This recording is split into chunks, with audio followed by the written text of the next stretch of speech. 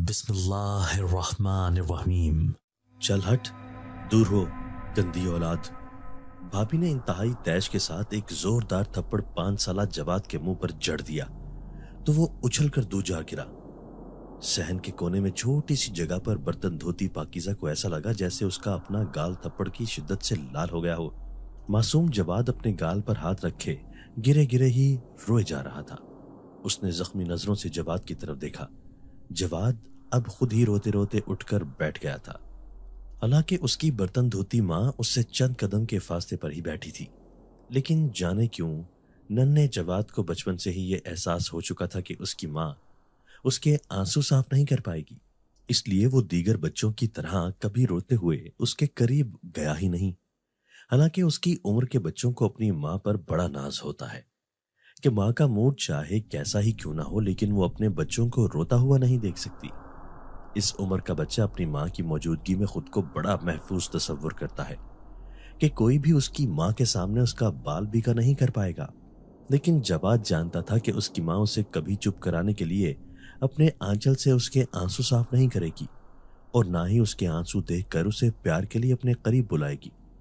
اس گھر کے باقی بچوں کی نسبت صرف وہی سب کے غصے کا نشانہ بنتا، حالانکہ اس کے گھر میں باقی بچے بھی اسی عمر کے تھے، لیکن دھتکار پھٹکار ہمیشہ اسی کے حصے میں آتی۔ بڑوں کی دیکھا دیکھی اس گھر میں اب اس کے ہم عمر بچے بھی اسے ٹھیک ٹھاک مارنے لگے تھے، لیکن ان سے چھڑوانے والا یا ان کو جھڑکنے والا کوئی بھی نہ ہوتا۔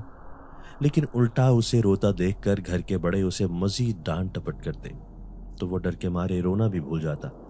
لیکن جب کبھی اس کا ضبط ٹوٹ جاتا تو وہ کھل کر رو پڑتا اور روتے روتے خود ہی چپ بھی کر جاتا۔ پاکیزہ نے کن اکھیوں سے جواد کی طرف دیکھا جو آنسو پوچھتے ہوئے وہاں سے جانے لگا تھا۔ برتن دھل چکے تو اس نے سارے برتن ٹوکری میں رکھے اور خاموشی سے اندر کچن میں لے گئی۔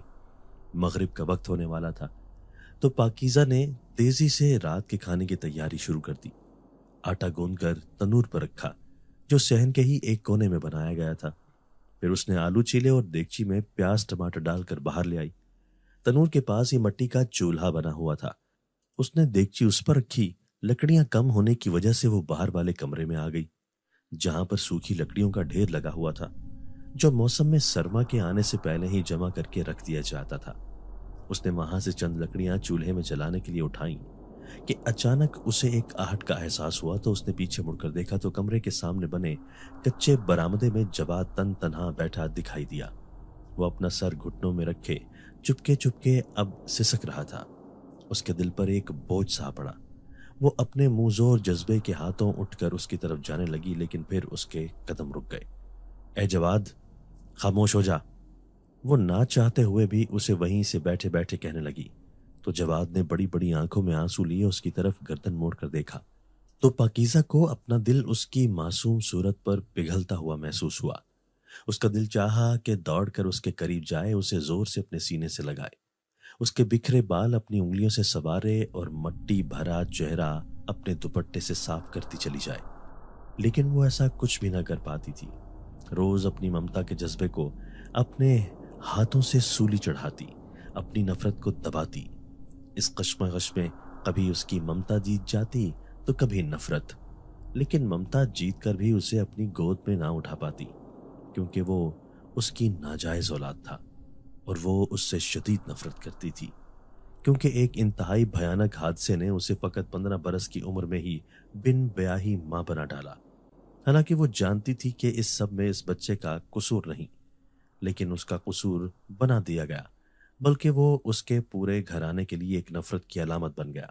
اپنے ماں باپ کے غصے اور بھائی کی آنکھوں سے نکلتے نفرت کے شعلوں کو دیکھ دیکھ کر اسے بھی جواد کے وجود سے نفرت ہونے لگی تھی اور وہ بھی اس معصوم اور کمزور سے بچے سے وہ تمام بدلے لینے لگی جس کا ابھی وہ کسی صورت حقدار نہ تھا۔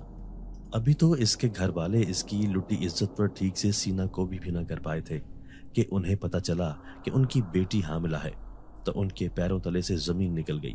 ماں باپ نے سر جوڑا، خفیہ گاؤں کی دائیوں کے ساتھ ملاقاتیں کی، ہاسپٹل لے کر گئے، ڈاکٹروں کو چیک کروایا، لیکن ان کی مرضی کا رزلٹ ان کے ہاتھ نہ آ سکا کیونکہ حمل ضائع کرنے کی مدت گزر چکی تھی اور اگر وہ زبردستی کرتے تو پاکیزہ کی جان کا خطرہ موجود تھا۔ وہ چاہ کر بھی اپنی بیٹی کو جو بڑی منتوں مرادوں کے ساتھ پیدا ہوئی تھی اسے کبھی بھی کسی بھی قسم کے خطرے میں ڈالنے کی ہمت نہ کر سکے۔ اس لیے اب اس بچے کو دنیا میں آنے سے کوئی نہیں روک سکتا تھا۔ حالانکہ اس کی اماں نے بہت کوشش کی کہ گناہوں کی یہ پوٹلی رات کی تاریکی میں خاموشی کے ساتھ کسی طرح دنیا سے چھپ سکے، لیکن سارے اسباب کرنے کے باوجود اس روح نے دنیا میں آ کر ہی دم لیا، اور یوں کماری پاکیزہ کا 15 سال کی عمر میں ہی ماں بن جانا کسی قیامت برپا کرنے سے کم نہ تھا۔ پاکیزہ عبد الرحیم کی اکلوتی بیٹی تھی، جو پہلے بیٹے کی پیدائش کے تقریباً 5 سال کے بعد بڑی منتوں مرادوں کے ساتھ پیدا ہوئی تو اماں ابا کی آنکھوں کا تارا بن گئی۔ لیکن اس سانحے سے پہلے اس کا 3 کمروں والا چھوٹا سا کمرہ بہت ہی پرسکون تھا۔ اس کے ابا گاؤں میں پرچون کی دکان چلاتے تھے اور اماں گھر میں سلائی کا کام کرتی تھی۔ محلے کی پڑوسن خواتین اس کی اماں سے اپنے کپڑے مناسب داموں پر سلوایا کرتی تھی۔ اس کی اماں کے ہاتھ میں بہت صفائی تھی، لہٰذا کپڑوں کا ایک جمگھٹا سا گھر میں رہتا، جس پر ابا تنگ پڑ جاتے اور اماں سے الجھنے لگتے کہ نیک بخت جدھر دیکھتا ہوں ادھر کپڑے ہی کپڑے پڑے نظر آتے ہیں۔ تو اماں اکثر ابا کی ان باتوں پر منہ بناتے ہوئے کہتی کہ گھر اگر رزق آ رہا ہے تو آپ بلا وجہ ہی تنگ پڑ رہے ہیں، شکر نہیں کرتے کہ ہماری پاکیزہ کے نصیب سے اللہ نے ہمارے رزق کا ایک بندوبست کر ڈالا ہے، ورنہ آپ کی چھوٹی سی پرچون کی دکان سے اس مہنگائی میں یہ خرچے بھلا کہاں پورے ہو سکتے تھے۔ تو ایسے میں پاکیزہ کے ابا خاموش ہو جاتے، کیونکہ وہ جانتے تھے کہ ان کی بیوی بات صحیح کر رہی ہے۔ گاؤں کی دکانیں بھلا کون سی صحیح چلتی ہیں؟ آدھے سے زیادہ تو لوگ ادھار لے کر جاتے ہیں، اور ان کا یہ ادھار کئی مہینوں چلتا ہے، لیکن بروقت ادائیگی کوئی نہیں کرتا۔ تو ایسے میں وہ اپنی بیوی کی تائید میں ہو جاتے۔ اس اضافی آمدنی سے ان کا گھرانہ کافی خوشحال وقت گزار رہا تھا۔ بڑا بیٹا تو سرکاری اسکول میں پڑھ رہا تھا، لیکن پاکیزہ کو انہوں نے اس گاؤں میں کھلنے والے واحد پرائیویٹ اسکول میں داخل کروا دیا تھا۔ وہ شروع سے ہی کافی ذہین تھی، تو اس کے والد عبد الرحیم نے یہی سوچ رکھا تھا کہ وہ جتنا پڑھنا چاہے گی وہ اسے پڑھائیں گے، بلکہ ان کی تو یہ دلی خواہش تھی کہ وہ ڈاکٹر بنے۔ لیکن وہ یہ بات نہیں جانتے تھے کہ ان کی پاکیزہ بیٹی کے نصیب میں بخت کی سیاہی لکھی ہوئی تھی۔ وہ اپنے آنے والے وقت سے بے خبر لڑکپن سے نکل کر نوجوانی کی سرحد پر قدم رکھ رہی تھی، لیکن دیکھنے میں وہ اب بھی بالکل ایک گڑیا کی مانند لگتی۔ شباب کی آمد تھی اور اس کا نکلتا ہوا قد اسے اپنی ہم جولیوں سے ممتاز کر دیتا۔ اس پر سفید دودیا رنگت پر گلابی ہونٹ اور بڑی بڑی براؤن آنکھوں پر گھنی پلکیں دیکھنے والوں کو مبہوت کر دیتی۔ اس کی اماں نے اب اسے دوپٹہ لیے بغیر باہر جانے سے منع کر دیا، بلکہ وہ اسے بڑی سی چادر اوڑھنے کو کہتی تو وہ چڑ جاتی۔ ایسے میں اس کے والد عبد الرحیم اپنی بیٹی کی سائیڈ لیتے ہوئے اکثر اپنی بیوی رقیہ کو ٹوک دیا کرتے کہ ابھی اس کی عمر ہی کیا ہے، اس کے ساتھ کی بچیاں ابھی بھی باہر کھیلتی ہیں، اور تم نے نہ صرف اس کا باہر کھیلنا بند کر دیا ہے بلکہ اسے بڑی سی چادر بھی اوڑھنے پر مجبور کرنے لگی ہو۔ تو رقیہ بیگم ان کی ان سب باتوں پر جھنجھلانے لگتی۔ باقی لڑکیوں سے ہمیں کیا لینا دینا، ہمیں تو اپنی بیٹی کو دیکھ کر زمانے کی اونچ نیچ سمجھانی ہے، آخر ہم اسے نہیں بتائیں گے تو پھر کون بتائے گا؟ اچھا بس کرو، ابھی وہ کون سی اتنی بڑی ہو گئی ہے کہ تم نے اسے پابندیوں میں جکڑنا شروع کر دیا ہے؟ وہ ہمیشہ اپنے ابا کی باتیں سن کر خوشی سے پھولنے نہ سماتی اور بہت ہی محبت کے ساتھ ان کے گلے میں اپنی باہیں ڈال دیتی۔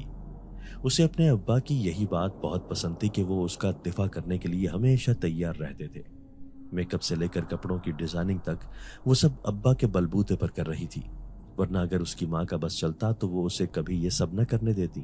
یہی وجہ تھی کہ اسے جب بھی کوئی بات کہنی ہوتی تو وہ ڈائریکٹ اپنے ابا سے کہتی، اور وہ بھی جھٹ پٹ اس کی فرمائش پوری کر ڈالتے۔ اس کا بڑا بھائی میٹرک کر چکا تھا، تو اسے یہیں پر ایک الیکٹرک شاپ کھول کر دے دی گئی، جو اس کی محنت سے کافی اچھی چل نکلی۔ ایسے میں پھپھو کا ان کے گھر بہت زیادہ آنا جانا ہو گیا، اور انہوں نے اپنی بیٹی کے لیے اماں اور ابا کے کانوں میں بات بھی ڈال دی۔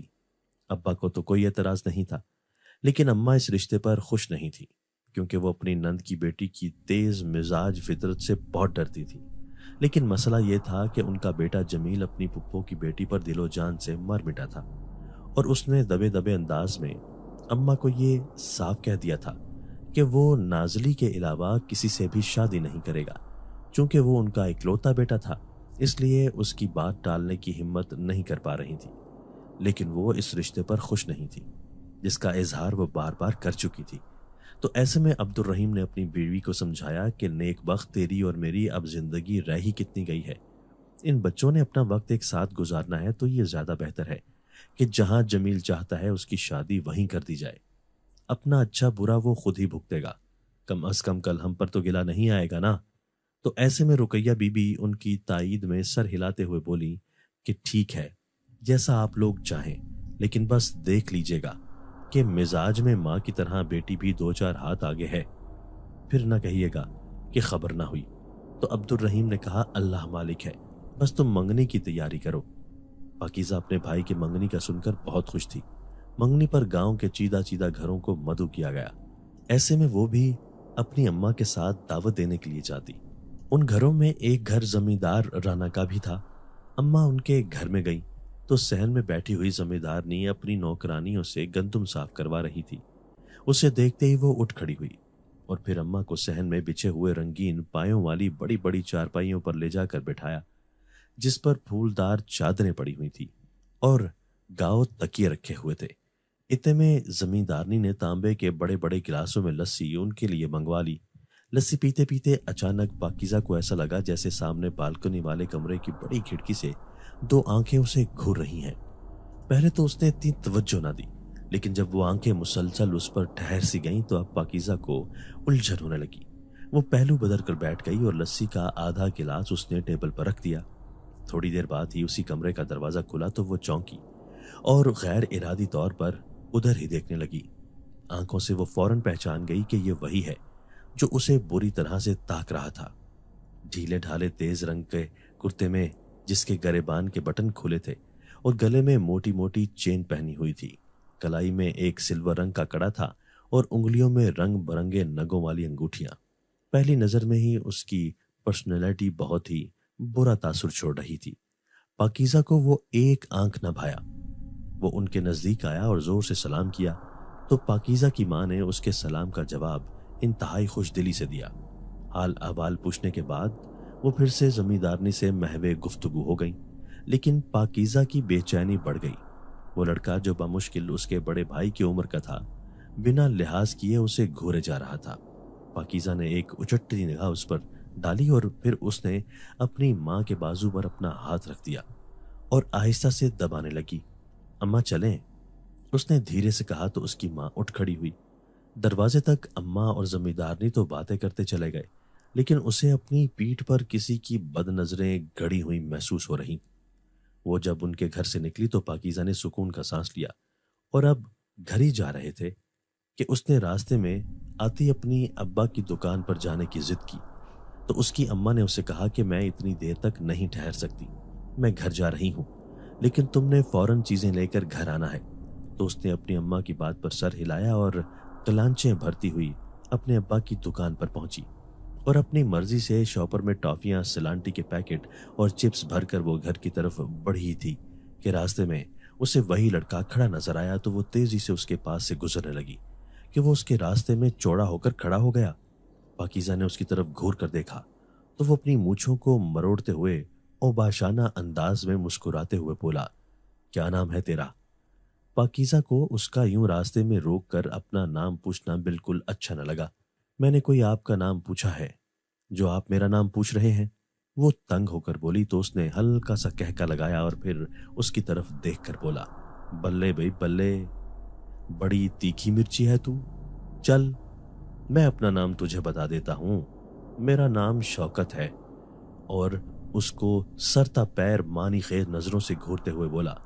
تو نہ جانے کیوں اسی لمحے پاکیزہ کو یہ خیال آیا کہ اس کی بہت ہی گندی نظریں ہیں، ایسی نظریں جو بے چینی بھر دیتی۔ اس سے پہلے کہ وہ مزید اس سے کوئی بات پوچھتا وہ تیزی سے اس کی سائڈ سے نکلتے ہوئے بھاگتی چلی گئی۔ اپنے بڑے بھائی کی منگنی کی وجہ سے ان کے گھر میں گہما گہمی تھی۔ اس کی اماں کے روزانہ ہی منگنی کی خریداری کی وجہ سے بازار میں چکر لگ رہے تھے، تو ایسے میں وہ گھر کو سنبھالتی۔ وہ دوپہر کی ہانڈی بنا کر فارغ ہوئی ہی تھی کہ اچانک ان کے گھر زلیخا آئی جو زمیندارنی کے گھر سے ملازمہ تھی۔ اس نے پاکیزہ سے کہا کہ تمہاری امی اڈے پر تمہارا انتظار کر رہی ہیں، ان کے ہاتھ میں کافی سارا سودا ہے، और उन्होंने कहा है कि तुम्हें बुला कर लाऊं, क्योंकि उनसे अकेले इतना सामान उठाया नहीं जाएगा। तो वो फौरन चादर लेकर उसके साथ जाने के लिए तैयार हो गई। गांव का अड्डा कस्बे से हटकर था। शहर को जाने वाली गाड़ियां वहीं से आती जाती थीं। अड्डे से उनके घर का काफी फासला था। यहाँ पर अभी चिंची रक्शे चलने शुरू नहीं हुए थे, इसलिए गांव के लोग पैदल ही अड्डे तक आते जाते थे। अचानक ही पाकीज़ा ठटक कर रुक गई कि ये हम किस तरफ से जा रहे हैं, ये तो अड्डे को जाने वाला रास्ता नहीं है। तो उसने कहा कि मैंने शॉर्टकट रास्ता लिया है, यहाँ से हम जल्द ही अड्डे तक पहुंच जाएंगे। उसकी बात सुनकर पाकीज़ा खामोश हो गई। घूमते घुमाते खेतों से होते हुए जो ही जमींदार के डेरे के करीब से गुजरे तो वहां पर उसे पहले से ही शौकत खड़ा दिखाई दिया। वो उससे कतरा कर गुजरना चाहती थी कि अचानक शौकत ने उसका बाजू पकड़ लिया। पाकीज़ा ने गुस्से से अपना बाजू उससे छुड़वाना चाहा, लेकिन उसके हाथ की गिरफ्त बहुत ही मजबूत थी। पाकीज़ा ने मुड़कर मुलाजिमा को आवाज दी, लेकिन वो तो बहरी बनी आगे चलती ही जा रही थी। उसने पलटकर भी पाकीज़ा की तरफ न देखा। तो पाकीज़ा परेशान हो गई और उसने शौकत से कहा कि मेरा रास्ता छोड़ो, क्यों मेरा हाथ पकड़ रखा है। तो वो इंतहाई खा जाने वाली नजरों से उसे कहने लगा, रास्ता भी छोड़ देंगे, इतनी भी जल्दी क्या है, लेकिन इससे पहले मेरी एक बात सुन ले। वो उसे बाजू से पकड़कर डेरे के अंदर ले जाने लगा। तो पाकीज़ा ने बौखलाहट में उसे धक्का देने की कोशिश की। मैं नहीं जा रही अंदर, छोड़ो मुझे, मेरी माँ इंतजार कर रही हैं। फिर वो पूरी कुव्वत से चीख कर जुलेखा को पुकारने लगी, जो अब काफी दूर निकल चुकी थी और इर्द गिर्द भी ऐसा कोई नहीं था कि जिसे मदद के लिए बुलाया जा सकता। इतने में शौकत ने उस मासूम को दबोचकर उसके मुंह पर हाथ रख दिया। पाकीज़ा खुद को छुड़वाने की कोशिश करने लगी, मगर वो अपनी वहशत में उसे डेरे के कमरे में लाया और दरवाजा बंद करके उस पर एक वहशी दरिंदे की तरह झपट पड़ा। और जब वो बेहोश हो गई तो उसे उठाकर खेतों में फेंक दिया। उधर जब उसकी अम्मा सामान से लदे फदे बड़े बड़े शॉपर्स दरवाजे के पास रखकर उस पर लगे बड़े से ताले को देखकर हैरान हुई कि पाकीज़ा ताला लगाकर कहाँ चली गई। शायद अपने अब्बा के पास दुकान से चीजें लाने गई हो। एक तो ये लड़की, इसके चटने नहीं खत्म होते। उसकी अम्मा को इस पर अब गुस्सा आने लगा। फिर उन्होंने सामने गुजरते बच्चे को कहा कि वो दुकान पर जाकर पाकीज़ा को बुला कर लाए। तो वो बच्चा दौड़ता हुआ अब्दुल रहीम की दुकान की तरफ गया और चंद मिनटों में ही उसने आकर कहा कि पाकीज़ा तो दुकान पर नहीं है। तो रुकैया बीबी परेशान नजरों से दाएं बाएं देखने लगी। या अल्लाह, ये लड़की कहाँ गई, हद करती है ये। फिर उन्होंने आस पड़ोस के घरों में पाकीज़ा का पता करवाया तो उन्होंने कहा कि वो यहाँ पर तो आज आई ही नहीं। तो ये वो लम्हा था जब रुकैया बेगम के दिल पर एकदम से परेशानी आने लगी। मगरिब होने वाली थी और पाकीज़ा का कुछ अता पता नहीं था। करीब के इन्हीं घरों के अलावा और वो किसी के घर जाती भी नहीं थी। या खुदाया, वो कहाँ चली गई। उन्होंने सारे शॉपर पड़ोस में रखवाए और फिर खुद ही तेज तेज कदमों से दुकान की तरफ बढ़ी। अब्दुल रहीम उनके चेहरे पर हवाइयां उड़ते देखकर एकदम से दुकान से बाहर आ गए। तो रुकैया उन्हें देखकर बोली कि पाकीज़ा कहाँ है। मैं जब आई तो आगे दरवाजे को ताला लगा हुआ था, क्या वो आपको बता कर गई। तो अब्दुल रहीम ने नफी में सर हिलाते हुए कहा, मैं दोपहर को खाना खाने जब गया था तो उस वक्त तो घर पर ही थी और मुझे भी उसने कोई ऐसी बात नहीं बताई कि वो किसी के घर जाना चाहती थी। वो परेशानी से बोले, तो फिर पाकीज़ा कहाँ गई, तुमने आस पड़ोस के लोगों से पता किया। तो वो फौरन बोली, मैंने सब मोहल्ले वालों से पूछ लिया है, हत्ता के उसकी फुप्पो के घर जाकर भी पता कराई हूँ, लेकिन वो कहीं पर भी नहीं है। तो अब दोनों मियाँ बीवी इंतहाई परेशानी के आलम में दाएं बाएं देखने लगे। इर्द गिर्द के दुकानदारों ने जब उन दोनों मियाँ बीवी को परेशानी की हालत में देखा तो वो उनके करीब आ गए और उनसे परेशानी की वजह पूछी। तो अब्दुल रहीम ने कहा कि मालूम नहीं पाकीज़ा कहाँ गई, घर पर नहीं है, इधर ही होगी, कहाँ जाना है बच्ची ने। एक दुकानदार ने तसल्ली दी। अब्दुल रहीम ने फटाफट दुकान बंद की और अपने बड़े बेटे को भी फोन करके बुला लिया। अब ये सभी लोग पाकीज़ा को ढूंढ रहे थे। रात का अंधेरा बढ़ने लगा और अभी तक पाकीज़ा का कोई अता पता न चल सका। तो ऐसे में उसकी अम्मा का दिल हौलनाक वसवसों से घिरने लगा। बाप बेटे ने तकरीबन गांव के हर घर में जाकर पाकीज़ा का पता कर लिया, मगर कोई सुराग न मिला। उन दोनों को परेशान चेहरों के साथ घर में दाखिल होता देखकर रुकैया के हाथ पैर ठंडे होने लगे। क्या हुआ, कुछ पता चला। तो दोनों ने नफी में सर हिलाते हुए कहा कि नहीं, कुछ समझ नहीं आती कि जमीन खा गई या आसमान। तो रुकैया बीबी ने दोनों हाथ अपने सीने पर रख लिए। या अल्लाह खैर हो, वो तो बताए बगैर इतनी देर कभी घर से बाहर नहीं रही। پورے گاؤں میں یہ خبر اب جنگل کی آگ کی طرح پھیل گئی کہ پاکیزہ گم ہو گئی ہے۔ مساجد میں اعلان ہونے لگے، گاؤں کی خواتین رقیہ بی بی کے پاس جمع ہونے لگی۔ رات جوں جوں گہری ہوتی جا رہی تھی، رقیہ کا دل بھی بیٹھتا جا رہا تھا۔ گاؤں کے لوگوں نے اس کی تلاش بند نہ کی اور سرچ لائٹس لے کر وہ کماد کے کھیتوں کی طرف بڑھے تو وہاں انہیں گٹھڑ بنی ہوئی پاکیزہ دکھائی دی، جو ہوش و حواس سے بیگانہ تھی۔ جہاں دیدہ نظریں معاملے کی تہہ تک پہنچ چکی تھی، اتنے میں جمیل نے اپنی بہن کے اوپر اپنی چادر ڈالی اور اسے اٹھانے لگا تو مردوں کے ہجوم میں سے کسی نے صلاح دی کہ اسے فوراً ہاسپٹل لے کر جایا جائے۔ چنانچہ گاڑی کا انتظام کیا گیا اور اسے ہاسپٹل پہنچایا گیا تو ڈاکٹر نے پاکیزہ کے ساتھ زیادتی کی تصدیق کر دی۔ کافی دیر بعد جب اسے ہوش آیا تو پولیس بھی آ گئی اور اس سے سوال جواب کرنے لگی، لیکن پاکیزہ صرف روتی رہی اور ڈری ڈری نظروں سے ادھر ادھر دیکھتی رہی۔ بالآخر جب اس نے شوکت کا نام بتایا تو اس کے بڑے بھائی کی آنکھوں میں خون اتر آیا۔ وہ فوراً ہی اسے مرنے مارنے کے لیے وہاں سے جانے لگا تو پولیس والوں نے اسے پکڑ لیا اور کہا کہ قانون کو اپنے ہاتھ میں لینے کی ضرورت نہیں ہے، ہم ضرور اس کا انصاف کریں گے۔ عبد الرحیم سر جھکائے ساری کاروائی دیکھتے رہے اور پھر اس کو لے کر گھر آئے۔ رقیہ کو جب پاکیزہ کے ساتھ ہونے والے حادثے کا پتہ چلا تو ان کا کلیجہ دہل گیا۔ وہ دھاڑے مار مار کر رونے لگی، لیکن پاکیزہ کے تو جیسے آنسو ہی خشک ہو گئے۔ وہ ٹکر ٹکر سب کو دیکھتی جاتی تھی اور سارا دن کمرے کے کونے میں چپ چاپ بیٹھی رہتی۔ محبت کرنے والے ماں باپ اور بھائی پورا دن اس کے کمرے میں نہ آتے، بس صرف ماں اسے کھانا دینے کے لیے آتی اور کھانا رکھ کر فوراً باہر چلی جاتی۔ پاکیزہ کو اپنے گھر والوں کا اتنا سرد رویہ برداشت نہیں ہو رہا تھا۔ کہاں وہ وقت کہ اس کی ذرا سی تکلیف پر اس کے والد اور بھائی کی آنکھوں میں آنسو بھر آتے اور ماں تڑپ جاتی، اور کہاں یہ وقت کہ وہ پورا دن اس اندھیرے کمرے میں بیٹھی رہتی اور کوئی بھی اس کے قریب نہ آتا۔ اس دوران پولیس کی گاڑیاں گاؤں میں سائرن بجا بجا کر آتی رہی، انویسٹیگیشن ہوتی رہی، لیکن بھلا غریب کے ساتھ انصاف ہوتا ہی کب ہے۔ انہوں نے شوکت کو گرفتار تک نہ کیا بلکہ یہ کیس ہی خارج کر دیا، اور اب گاؤں والوں کے سامنے ہی شوکت سینہ چوڑا کر کے پھرتا رہتا۔ عبد الرحیم جب پولیس کی کارروائی دیکھ دیکھ کر تھک گئے تو بالآخر گاؤں کے چند معززین کو ساتھ ملا کر جرگہ لے کر زمیندار کے گھر پہنچے، اور اس جرگے کے توسط سے یہ فیصلہ سامنے آیا کہ شوکت اور پاکیزہ کی شادی کروا دی جائے، کیونکہ اس کے علاوہ کوئی اور حل نہیں ہے۔ تو زمیندار مان گیا اور اسی جرگے میں دن اور تاریخ بھی طے ہو گئی، لیکن جس دن شادی ہونی تھی اسی دن شوکت کے بارے میں پتہ چلا کہ وہ تو ملک سے باہر فرار ہو گیا ہے۔ تو عبد الرحیم سر پکڑ کر بیٹھ گئے۔ گھر کے حالات کو دیکھتے ہوئے عبد الرحیم نے اپنے بیٹے جمیل کی شادی انتہائی خاموشی کے ساتھ کر دی۔ وقت آہستہ آہستہ گزرنے لگا، لیکن پاکیزہ کی وہی روٹین رہی۔ وہ سارا دن اپنے کمرے میں پڑی رہتی۔ اس کی بھابھی راہیلہ نے کبھی اسے جھوٹے منہ نہ پوچھا، بلکہ الٹا وہ جمیل سے الگ ہونے کا کہتی رہتی، لیکن جمیل اپنے والدین کو اکیلا چھوڑنا نہیں چاہتا تھا۔ اسی دوران جب پاکیزہ نے ایک بچے کو جنم دیا تو راہیلہ نے چپکے سے جمیل کے کانوں میں یہ بات ڈال دی کہ ایک ناجائز بچے کے ساتھ وہ اپنی اولاد کو کیسے پالے گی۔ آج بچیاں چھوٹی ہیں، کل بڑی ہوں گی تو کون ان کا رشتہ لے کر آئے گا۔ وہ اکثر اپنے خامند کو بھڑکاتی رہتی اور ساتھ ہی ساتھ بڑے ہوتے ہوئے جواد کی زندگی اس نے اس گھر میں جہنم کر کے رکھ دی۔ وہ اگر اس کے بچوں کے ساتھ کھیلتا یا ان کے کھلونے ہاتھ میں لیتا تو راہیلہ پورے گھر میں کوہرام برپا کر دیتی۔ اب وہ پورے گھر کی سیاہ سفید کی مالک بن چکی تھی۔ اس کے اماں ابا بھی اس کے کنٹرول میں جا چکے تھے۔ پاکیزہ تو پہلے بھی اس گھر کے معاملات میں دخل نہیں دیتی تھی، اور اب جواد کے معاملات میں بھی وہ خاموش ہی رہتی۔ اس عرصے میں عبد الرحیم نے بہت کوشش کی کہ کسی طرح سے پاکیزہ کا گھر بس جائے، لیکن گاؤں کا کوئی گھر اس کے لیے رشتہ بھیجنے کے لیے تیار نہ تھا۔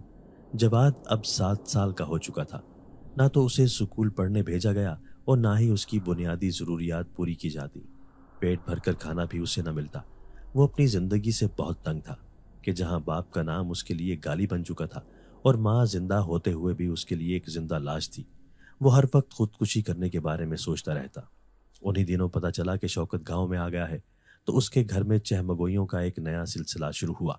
عبد الرحیم گاؤں کے چند معززین کے ساتھ امید لے کر زمیندار کے گھر گئے اور انہیں پھر سے شادی پر زور دینے کے لیے کہا، اور ساتھ ہی جواد کے بارے میں بھی بتایا کہ اسے بھی ایک باپ کے نام کی ضرورت ہے۔ مگر شوکت ان کے منہ پر ہی مکر گیا کہ وہ کسی اور کی گندگی اس پر کیوں مل رہے ہیں۔ یہ بات جب پاکیزہ کے کانوں میں پڑی کہ ایک اور بدنامی کا الزام اس پر لگ چکا ہے تو اس نے اسی رات کنویں میں چھلانگ لگا لی۔ جانے کیوں جواد کو ماں کے مرنے پر بالکل رونا نہ آیا۔ وہ ماں کے جنازے میں بھی نہیں گیا کیونکہ اس سے لوگوں کی نظریں برداشت نہیں ہوتی تھیں، تو وہ اپنی ماں کے کمرے میں جا کر اس کی چارپائی پر لیٹ گیا۔ باہر صحن میں گہما گہمی اب مکمل ختم ہو گئی تھی اور ایک سکوت طاری تھا۔ اس سے شدید بھوک لگ رہی تھی تو وہ کچن میں چپکے سے گیا۔ ابھی اس نے چنگیر میں سے روٹی نکالی ہی تھی کہ مامی فوراً اس کے سر پر پہنچ گئی۔ اس کے ہاتھ سے روٹی چھینی اور دھکے مار کر اسے کچن سے باہر نکالا۔ اپنی تذلیل سے اس کا چہرہ سرخ ہو گیا تو وہ اسی حالت میں نکل کر نہر کے کنارے چلا گیا۔ اس نے یہ فیصلہ کر لیا کہ وہ اپنی زندگی ختم کر ڈالے گا، بلکہ ویسے جیسے اس کی امی نے اپنی زندگی ختم کر ڈالی۔ وہ قصبے کی جس نہر کی طرف گیا یہ خونی نہر کے نام سے مشہور تھی۔ ہر سال کسی نہ کسی انسان کی بلی مانگتی تھی۔ اس میں ڈوبنے والے کبھی مردہ حالت میں بھی باہر نہ نکل سکے۔ اس نے جان بوجھ کر اس نہر کا انتخاب کیا کیونکہ وہ نہیں چاہتا تھا کہ اس کی ماں کی طرح اس کا جسم ملے۔ وہ اپنے آنسو پہنچتا ہوا جو ہی نہر میں چھلانگ لگانے لگا ہی تھا کہ اس کے بازوؤں کو کسی نے پکڑ لیا۔ اس نے گھبرا کر دائیں بائیں دیکھا تو حیران رہ گیا۔ اندھیرے میں بھی اس کے پاس کھڑے بزرگ جن کے چہرے بالکل نوجوانوں کی طرح تھے صاف دکھائی دے رہے تھے، حالانکہ نہر کے کنارے بجلی کے کھمبے بھی نہیں تھے۔ یہاں ٹھیک ٹھاک اندھیرا تھا، لیکن اس اندھیرے میں ان کے چمکتے چہرے دیکھ کر جواد پہلے حیران اور پھر پریشان ہو گیا۔ ان کی لمبی سفید داڑیاں تھیں اور سر پر امامہ بندھا ہوا تھا اور انہوں نے سفید چوغے پہنے ہوئے تھے۔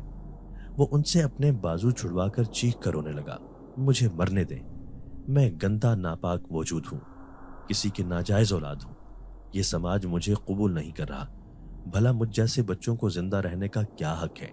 تو وہ ایک دوسرے کی طرف معنی خیز نظروں سے دیکھتے رہے اور پھر اس کے سر پر ہاتھ رکھ کر بولے، جواد بیٹا، زندگی اللہ کی امانت ہے، اسے یوں کسی کے کہنے پر آ کر ختم نہیں کرتے، اور اگر تمہیں زندہ رہنے کا حق نہ ہوتا تو تمہیں اللہ پیدا ہی کیوں کرتا؟ اور جب اللہ نے پیدا کر ہی دیا ہے تو یقیناً زندگی میں کوئی نہ کوئی مقصد تو رکھا ہی ہوگا۔ اللہ کی ذات سے مایوس نہیں ہوتے بیٹا۔ جواد نے زندگی میں پہلی بار اپنی ذات کے لیے اتنی محبت بھرے جملے سنے تھے تو اس کی آنکھیں اشک ندامت میں بھیگنے لگیں، تو وہ فوراً ان کے سینے سے جا کر لپٹ گیا۔ مجھ سے کوئی پیار نہیں کرتا بابا جی، مجھے کوئی اپنے گھر رکھنے کو تیار نہیں۔ وہ فرتے جذبات میں ان کے سینے سے لپٹا لپٹا روتے ہوئے بولتا چلا گیا تو انہوں نے اس کے گرد اپنے بازوؤں کے گھیرے کو تنگ کیا تو جواد کو ایسے لگا جیسے ایک سکون سا اس کے سینے میں اتر گیا ہو۔ اسے اپنا آپ اب ہلکا پھلکا محسوس ہونے لگا تو وہ ان کے سینے سے ہٹا تو وہ دونوں بزرگ اس کی طرف دیکھ کر مسکرانے لگے۔ جواد، تم سے کوئی پیار کرے نہ کرے لیکن ہمیں تم بہت پیارے لگے ہو، بالکل ہماری اولاد کی طرح۔ ان کی گھمبیر اور باروب آواز اس کے ارد گرد گونجنے لگی، اور تمہیں تمہارے گھر میں رہنے کا مکمل حق بھی ملے گا، بس تم دل چھوٹا مت کرو اور اب اپنے گھر جاؤ۔ کون سا گھر؟ میرا کوئی گھر نہیں ہے، وہ تلخی سے بولا تو وہ پھر مسکرا کر اس کی طرف دیکھنے لگے۔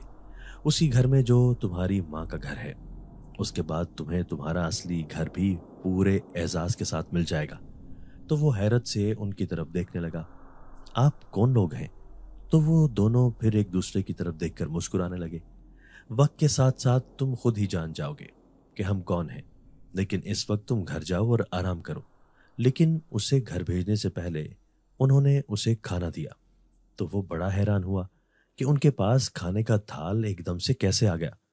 انہوں نے بڑوں سے سن رکھا تھا کہ اس نہر کے کنارے پر پر اسرار جناتی قوتیں رہتی ہیں، تو کہیں یہ جنات تو نہیں؟ اس نے ابھی یہ سوچا ہی تھا کہ وہ پھر مسکرائے اور کہنے لگے، ہمارے بارے میں اتنا مت سوچو جواد، اب کھانا کھاؤ۔ تو جواد کو یقین ہو گیا کہ یہ انسان نہیں بلکہ اللہ کی طرف سے مامور کوئی نیک جنات ہی ہیں۔ وہ صبح سے بھوکا تھا۔ اس نے پیٹ بھر کر کھانا کھایا اور پھر وہ اس کے ساتھ ساتھ چلتے ہوئے اسے گھر تک لائے۔ وہ جو ہی دروازہ کھول کر اندر داخل ہوا تو سامنے کھڑی مامی اسے دیکھ کر چیخ کر بولی، گندی اور غلیظ نالی کا کیڑا، مرتا بھی نہیں ہے، نہ ہماری جان چھوٹتی ہے۔ یہ بات کرنی ہی تھی کہ مامی کو اپنا دم گھٹتا ہوا محسوس ہوا۔ ایسا لگا جیسے کوئی اس کے گلے کو دبا رہا ہو۔ اس کی سانسیں اکھڑنے لگیں تو وہ خوفزدہ نظروں سے جواد کی طرف دیکھنے لگی۔ جواد خود بھی پریشان نظروں سے مامی کو دیکھ رہا تھا۔ اچانک ان بزرگوں کی آواز اسے اپنے کانوں میں سنائی دی، جواد جا کر سو جاؤ، اب اس گھر میں کسی سے ڈرنے کی ضرورت نہیں، उसने दाएं बाएं देखा तो कोई भी नहीं था, लेकिन अपने इर्द गिर्द एक बहुत ही भीनी भीनी खुशबू उसे महसूस हो रही थी। ये बिल्कुल वही खुशबू थी जो नहर किनारे उन बुजुर्गों के जिस्म से फूट रही थी। वो भागता हुआ अपने कमरे में गया और अपनी माँ की चारपाई पर जाकर लेट गया और अपने साथ बीतने वाले सारे वाकये को याद करके हैरान होने लगा। वो जब चारपाई पर आकर लेटा तो उसे कमरे में से भी बाकायदा भीनी सी खुशबू महसूस होने लगी। तो उसने सर उठाकर इधर उधर देखा और फिर आंखें बंद करके सोने लगा। सुबह उसे बाहर सहन से बातों की आवाजें आ रही थी। वो हाथ मुंह धोने के लिए नलके की तरफ बढ़ा ही था कि सामने से आती भाभी ने उसे देखकर नफरत से मुंह फेर लिया। सब नाश्ता कर रहे थे, लेकिन किसी ने भी उसे नाश्ता करने के लिए नहीं बुलाया। तो वो कोने में जाकर बैठ गया और सबका नाश्ता खत्म करने का इंतजार करने लगा। इस घर में हमेशा से ही ऐसा होता आया था कि उसे कभी भी खाने के दस्तरख्वान पर सबके साथ बैठकर खाना नसीब नहीं हुआ, बल्कि जब सब खा चुके होते तो मामी उसे बचा कुचा डाल कर दे देती। नाश्ता खत्म हो चुका था। उसके नाना बाहर बैठक में जाकर बैठ गए, क्योंकि ताजियत के लिए गांव से कोई ना कोई आ रहा था, जबकि नानी अंदर कमरे में जाकर बैठ गई और गांव की औरतें वहीं उनके पास दुआ के लिए आने लगी। मामी के बच्चे अब उठ चुके थे। इससे पहले कि उसे मजीद नाश्ते का इंतजार करना पड़ता, वो फौरन किचन में घुस गया और अपने लिए चंगेर से रोटी निकाल कर चाय के साथ खाने लगा। उसने अभी पहला नवाला ही मुंह में डाला था कि भाभी ने उसके सामने से नाश्ता उठा लिया। जब तक मेरे बच्चे खा नहीं लेते तब तक किचन में कदम मत रखा करो, 100 दफा कहा है, मगर ये बात बदनस्लों को समझ ही कहाँ आती है। वो मरे मरे कदमों से किचन से बाहर निकलकर चारपाई पर आकर बैठ गया। आंखों में आए मोटे मोटे आंसू उसने अपनी आस्तीन से साफ किए। मामी के बच्चे अपनी माँ से देसी घी में फ्राई अंडे मांग रहे थे, तो वो उनके लिए अंडे बनाने लगी। अंडों की खुशबू से जवाद की भूख तेज हो गई और आंखों में नमी बढ़ने लगी। फिर मामी किचन से बाहर निकली और उसने बच्चों को बरामदे में ही चटाई डालकर दी और जब दोबारा किचन में गई तो उसके चीखने की आवाजें गूंजने लगी। जवाद उसे चीखता देखकर परेशानी से अपनी जगह से खड़ा हो गया, लेकिन किचन की तरफ नहीं गया। मामी की चीखों की आवाजें सुनकर नानी दौड़ती हुई किचन में आई और अब हक्का बक्का बाहर खड़ी थी। मामी ने जो नाश्ता अपने बच्चों के लिए तैयार करके रखा था उस पर लंबे लंबे जिंदा कीड़े हरकत कर रहे थे। देसी घी के पराठे, मक्खन और चाय की देचकी में कीड़े ही कीड़े थे और उनकी शदीद बदबू पूरे किचन में फैली हुई थी। और जो अंडे उसने देसी घी में तले थे उस पर खून के छींटे पड़े हुए थे। पके हुए खाने की यह हालत देखकर नानी के मुंह से चीख निकल गई, तो उन्होंने फौरन ही अपने मुंह पर हाथ रखा। अरे बहू, ये सब क्या है? ये क्या हो रहा है? तो मामी खौफजदा नजरों से उन सब चीजों पर नजर जमाए सकते जैसी कैफियत से बोली, मुझे कुछ पता नहीं, मैंने तो अच्छा भला नाश्ता तैयार किया था, खुदा जाने ये कीड़े कहां से इनमें पड़ गए। मामी के बच्चे भूख से शोर करने लगे, तो वो गुस्से से किचन से बाहर निकली और उसने अपने बच्चों की पिटाई कर डाली। इतने में जब उसकी नजर जवाद पर पड़ी तो हैरत से उसका मुंह खुले का खुला रह गया और उसने पीछे मुड़कर अपनी सास को देखा और आंखों ही आंखों में इशारा करते हुए कहने लगी कि वो देखें। नानी ने जब जवाद की तरफ देखा तो हैरान रह गई, क्योंकि जवाद नाश्ता कर रहा था। उसके नाश्ते में देसी घी के पराठे, मक्खन, अंडे और दूध पत्ती वाली चाय, जिसकी खुशबू वो यहां तक महसूस कर रही थी, वो उन सबको मजे ले लेकर खा रहा था। नानी की समझ में तो कुछ भी ना आया कि ये क्या हो रहा है। अलबत्ता मामी जवाद को इंतहाई कीनातोज नजरों से देखने लगी, लेकिन वो जवाद के करीब नहीं गई। न जाने क्यों उसे अंदर ही अंदर जवाद से थोड़ा थोड़ा अब डर लगने लगा था। रात को होने वाला मामला भी जो ही उसके जहन में ताजा हुआ तो वो बौखला सी गई। जवाद को नाश्ता करते देखकर उसके मामू की दोनों बेटियां उसके आसपास ही आकर खड़ी हो गईं और भूखी नजरों से उसकी तरफ देखने लगी। तो जवाद ने उन्हें नाश्ते की ऑफर की, तो वो खुशी खुशी उसके साथ बैठकर नाश्ता करने लगी। मामी ये मंजर देखकर गुस्से से पागल हो गई और वो जो ही अपने बच्चों की तरफ आने लगी कि अचानक मुंह के बल जोर से नीचे गिरी और गिरते ही उसने पलटकर पीछे देखा। नानी खातीन के दरमियान से निकलकर फौरन उसके पास पहुंची और बहू के पास बैठकर उसे उठाने लगी। तो वो एकदम खौफजदा आवाज में बोली, यहाँ कोई है, मैं सच कह रही हूं, बाखुदा यहाँ कोई है, कोई भूत, कोई जिन। ए बहू, क्या सठिया गई हो क्या? बस बोले ही जा रही हो। मैं सच कह रही हूं अम्मी, यहाँ कोई ना कोई है। मुझे किसी ने बहुत जोर का धक्का दिया और रात को भी। एकदम बात करते करते उसकी जबान रुक गई, तो वो अपने गले को पकड़ने लगी। رقیہ بیوی اپنی بہو کی حالت دیکھ کر پریشان ہو گئی۔ انہوں نے فوراً گھڑے سے پانی نکال کر اس کے منہ کو لگایا، لیکن وہ پانی نہ پی سکی، اور پھر تیزی سے اٹھ کر وہ اپنے کمرے کی طرف بھاگی تو وہ اسے پریشان نظروں سے دیکھنے لگی۔ یا اللہ خیر ہو، اب ہم کسی اور آزمائش کو نہیں سہ سکیں گے۔ انہوں نے آنسو میں بھیگتے لہجے کے ساتھ دعا مانگی اور پھر دوبارہ تعزیت کے لیے آئی خواتین کے پاس جا کر بیٹھ گئیں، لیکن ان کا ذہن کچن میں بنے ہوئے تازہ ناشتے پر منڈلاتے کیڑے اور بہو کی عجیب و غریب حرکات پر گیا تو ان کا دل سہم گیا۔ جواد ناشتہ ختم کرنے کے بعد وہاں سے اٹھا اور اپنی ماں کی قبر پر چلا گیا۔ جانے کیوں پہلی بار اسے اپنی ماں کی یاد آئی تو وہ اس کی قبر کے پاس بیٹھ کر رونے لگا۔ کیسی زندگی پائی میری ماں نے، نہ تو خود محرومیوں سے نکل سکی اور نہ ہی مجھے محرومیوں سے نکال سکی۔ اس نے دکھ سے سوچا، تبھی ایک سرگوشی اس کے کانوں میں گونجی۔ کیونکہ وہ مجبور تھی تو اس نے سر اٹھایا تو سامنے قبر کے پاس وہی دونوں بزرگ کھڑے تھے۔ ان کے سفید چوغے ہوا میں لہرا رہے تھے، حالانکہ اس وقت کوئی ہوا نہیں چل رہی تھی۔ جواد نے حیرت سے ان کی طرف دیکھا۔ تمہاری ماں کے ساتھ جو بھی ہوا اس میں اس کا کوئی دوش نہ تھا، وہ مجبور تھی، لیکن تم مجبور نہیں ہو، تمہیں تمہارا حق مل کر رہے گا۔ ان کا شیریں لہجہ جواد کے دل میں اتر کر اسے سکون دے رہا تھا، لیکن ساتھ ہی ساتھ جواد کے دل میں ان کے لیے جہاں احترام اور محبت تھی وہیں ہلکا ہلکا سا ڈر بھی تھا۔ اپنی ماں کے لیے خیر کی دعا کیا کرو، کیونکہ مرنے کے بعد والدین کو اولاد کی دعاؤں کی بہت ضرورت ہوتی ہے۔ تو اس نے پہلی بار اپنی ماں کے لیے اپنے دل میں محبت محسوس کی اور آنکھوں میں ایک نمی سی اتر گئی۔ اس نے فوراً دعا کے لیے ہاتھ اٹھائے اور اپنی ماں کے اجر و ثواب کے لیے دل سے دعا مانگی۔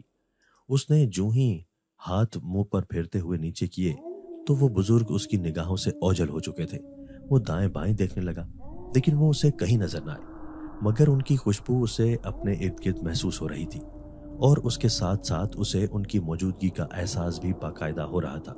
وہ وہاں سے نکل کر جو ہی بڑی سڑک پر آیا تو سامنے سے آتے اپنے باپ شوکت پر اس کی نگاہ پڑ گئی۔ اسے گھر میں ہونے والی باتوں باتوں میں پتہ چلا تھا کہ یہی وہ شخص ہے جس نے اس کی ماں کی زندگی کو تباہ کیا تھا۔ صرف ماں کی زندگی کو ہی نہیں بلکہ اپنی ہی اولاد کو تسلیم کرنے سے انکار کر ڈالا۔ جانے کیوں اسے دیکھ کر جواد کی آنکھوں میں خون اتر گیا۔ اس شخص کے مظالم کی وجہ سے اس کی ماں موت کے منہ میں چلی گئی۔ کہیں نہ کہیں وہ بھی اس بات کا انتظار کر رہی تھی کہ یہ شخص اس کو اپنا لے گا اور وہ دنیا کی طنزیہ نگاہوں سے نجات حاصل کر لے گی اور ایک باعزت زندگی کسی نہ کسی طرح سے اس کی شروع ہو جائے گی۔ لیکن اس کا یہ خواب پایہ تکمیل کو نہ پہنچ سکا اور بالآخر وہ مٹی میں سو گئی۔ لیکن اب جواد کا مستقبل اس کے سامنے تھا۔ وہ ناجائز اولاد کے طور پر اس معاشرے میں زندہ نہیں رہنا چاہتا تھا۔ دوسری طرف شوکت کی نگاہ جب جواد پر پڑی تو وہ انتہائی طنزیہ انداز میں اس کے پاس سے مسکراتا ہوا گزر گیا تو جواد کے تن بدن میں آگ سی بھڑک اٹھی۔ وہ سیدھا گھر آیا تو مامی اسے خوف زدہ نظروں سے دیکھتے ہوئے اس کے سامنے سے ہٹ گئی۔ آج اس کی زبان پر نہ تو کوئی گندا لفظ تھا اور نہ ہی اس نے جواد کی کوئی تذلیل کی۔ جواد کا دل غم سے بوجھل تھا تو وہ سیدھا اپنی ماں کے کمرے میں جا کر لیٹ گیا اور رونے لگا۔ دل چاہتا تھا کہ وہ اس شخص کو گولی مار دے جس کی وجہ سے اس کا اپنا وجود ایک گالی بن گیا تھا۔ اس کی ماں کی موت کو کچھ ہی دن گزرے تھے کہ گاؤں میں خبر جنگل کی آگ کی طرح پھیلی کہ زمیندار کا بیٹا شوکت ایک لا علاج بیماری کا شکار ہو گیا اور اب آہستہ آہستہ اس کے جسم کے تمام اعضاء حرکت کرنا چھوڑ رہے ہیں۔ زمیندار ایک بہت ہی پیسے والا انسان تھا۔ وہ شوکت کو علاج کے لیے باہر کے ملک لے گیا، لیکن مرض بڑھتا گیا۔ جوں جوں دوا کی اور کوئی دوائی کارگر نہ ہوئی تو وہ نا امید ہو کر اسے واپس اپنے گاؤں لے آئے۔ ڈاکٹروں کے ساتھ ساتھ تعویذ گنڈے سب کچھ کر کے دیکھ لیے، لیکن شوکت کے بے جان ہوتے ہاتھوں پیروں میں جان نہ سکی۔ وہ اپنے ہاتھوں سے نہ تو کوئی چیز کھا سکتا تھا اور نہ ہی اپنے ہاتھوں سے اپنی صفائی ستھرائی کر سکتا تھا، نہ ہی اپنے پیروں پر کھڑا ہو کر چل پھر سکتا تھا۔ ایک عجیب سی محتاجی اس کی زندگی میں آ گئی تھی جس نے ایک ہٹے کٹے شوکت کو بچوں کی طرح رونے پر مجبور کر ڈالا۔ گاؤں والے اس کو دیکھنے کے لیے آتے اور پھر اپنے کانوں کو ہاتھ لگا کر وہاں سے نکلتے۔ یہ مکافات عمل ہی تھا جو وہ اپنی زندگی میں بھگت رہا تھا۔ اچانک شوکت کی بے قراری ایک دن بڑھی تو اس نے اپنے باپ سے کہا کہ جواد کو لے کر آؤ، میں اسے اپنا نام دینے کو تیار ہوں۔ اس کی بات سن کر اس کا باپ غصے میں آ گیا، لیکن جوان بیٹے کو زندگی اور موت کے درمیان لٹکتا دیکھ کر وہ خاموش رہا۔ پھر وہ جواد کو لینے کے لیے اپنی بیگم کے ساتھ جب عبدالرحیم کے گھر پہنچے اور جواد کو اپنی اولاد کہہ کر ساتھ لے جانے کی بات کی تو عبدالرحیم پھوٹ پھوٹ کر رونے لگا۔ کاش یہ شخص اپنے تکبر میں اتنا آگے نہ بڑھتا تو آج ان کی بیٹی زندہ ہوتی جسے انہوں نے دعاؤں میں مانگا تھا۔ انہوں نے جواد کو بھیج دیا۔ جب جواد اپنے اس گھر میں پہنچا جہاں اسے اپنی ماں کے ساتھ پورے اختیار کے ساتھ رہنا چاہیے تھا، تو اس کی آنکھوں میں آنسو آ گئے کہ جس حق کو دینے کے لیے اس کی ماں تڑپتی رہی، آج وہ اس کے ساتھ موجود نہیں تھی۔ جواد نے بیڈ پر لیٹے شوکت کی طرف دیکھا جو اس کا حقیقی باپ تھا، لیکن آج عبرت کا نشان بن چکا تھا۔ آج جواد کو اس کے حقیقی والد کے نام کے ساتھ وراثتی حق بھی کھڑے کھڑے مل چکا تھا، تو اسے اچانک ہی اپنے کان میں وہی پیاری سی سرگوشی سنائی دی، تم آج اپنا حق لینے میں کامیاب رہے۔ تو جواد نے اپنے دائیں بائیں دیکھا، وہ یقیناً اس کے قریب ہی تھے، کیونکہ ان کے جسموں سے اٹھتی بھینی خوشبو جواد باقاعدہ محسوس کر رہا تھا۔ اس نے دل ہی دل میں جہاں اللہ کا شکر ادا کیا، وہاں اللہ کی اس مخلوق کا بھی شکر ادا کیا جس نے اس مشکل وقت میں اس کا کڑا ساتھ دیا تھا۔ یقیناً اب زندگی مشکل نہیں ہوگی، یہ سوچتے ہوئے جواد نے اپنی آستین سے اپنے آنسو پونچھ ڈالے۔ دوستو، اگر آپ کو آج کی ہماری یہ ویڈیو پسند آئی ہے تو اسے لائک کیجئے اور اسے اپنے پیاروں کے ساتھ شیئر ضرور کیجئے گا۔ اور ہاں، اگر آپ نے ابھی تک ہمارا چینل سبسکرائب نہیں کیا تو ہمارا چینل سبسکرائب کر دیجئے اور بیل آئیکن بھی پریس کر دیجئے تاکہ ہماری ہر نئی آنے والی ویڈیو آپ کو بر وقت مل سکے۔ اللہ حافظ۔